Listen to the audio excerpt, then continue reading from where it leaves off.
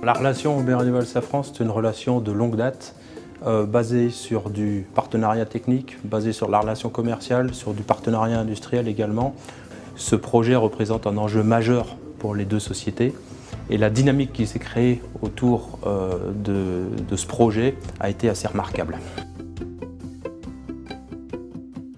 Le ML340 est donc un acier martensitique avec des résistances mécaniques qui sont très élevées. C'est là le principal atout de ce matériau. Au départ, ça date de 2003, donc c'était avec Snecma. On avait le cadre de ce partenariat et on avait organisé des échanges. Et il y a eu un échange sur les matériaux pour arbres. Dans ce cadre-là, Snecma a un petit peu défini son besoin pour un matériau pour arbres futur. Et je dirais on a essayé de se coller aux besoins de Snecma. La principale innovation, c'est une nouvelle nuance d'acier qui est un double durcissement, carbure et intermétallique.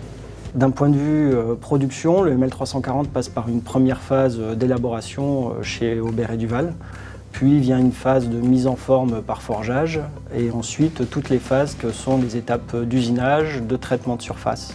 Les avantages de ce nouveau matériau, c'est donc d'utiliser des outils industriels qui sont connus et conventionnels, tout en ayant des gains par rapport aux caractéristiques mécaniques vis-à-vis des matériaux utilisés jusqu'à présent. Et il y a aussi la mise au point détaillée des gammes d'élaboration, des gammes de transformation pour arriver à quelque chose de fiable, reproductible. À l'heure actuelle, il n'y a pas de matériau plus performant que le ML340. Le plus grand défi sur ce projet est la coordination de l'ensemble des équipes, qu'elles soient au sein de Snecma mais aussi de Safran, également avec les équipes de chez Aubert & Duval.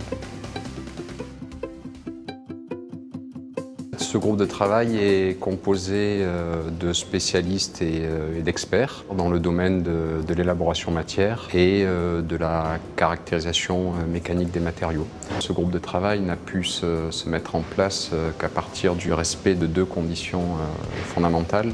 D'une part, on va dire l'ouverture d'Aubert & Duval vers Snecma de tout leur savoir-faire concernant l'élaboration matière.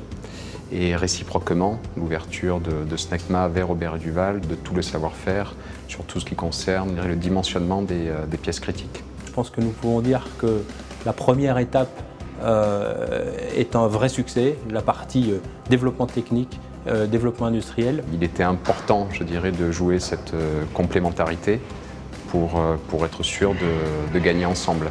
On devient une équipe. Les gens oublient leur société d'appartenance. Le privilège de trouver des réponses concrètes aux problèmes et de trouver notamment des solutions techniques pour avoir une matière ML340 de meilleure qualité possible.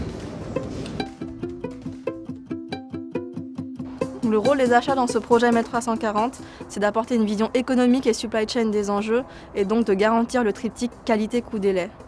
Aujourd'hui, nous avons d'autres grands défis à relever.